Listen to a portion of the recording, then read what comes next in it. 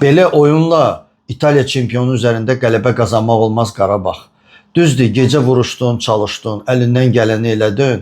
Ancaq bir dənə Kevin Medina'nın zədəyə görə meydanı tərk etməsi demək olar ki, müdafiəni dağıtdı və 2 kobud səhv, 2 qolla nəticələndi. Düzdür, hesab böyük də ola bilərdi, amma yaxşı ki, Kaxalski penaltini qaytardı və belə deyək də uduzdu.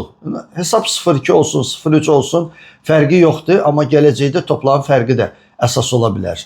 İndi əsas fikirlər, necə deyərlər, dekabrın 10-u Ajax-la oyuna yönəlməlidir. Bakıya Çempionlar Liqasının ən zəif komandası gəlir. Bütün rəqiblərinə uduzurlar və bu şansdan istifadə etmək lazımdır. Qarabağ futbolçuları bir növ unutmalıdırlar ki, qabaqlarına məşhur Ajax gəlir. Sadəcə olaraq bu komandanın bəxti gətirmir bu turnirdə və biz də bundan istifadə edək. Qələbə qazanaq və şanslarımızı artıraq. Komandaya uğurlar.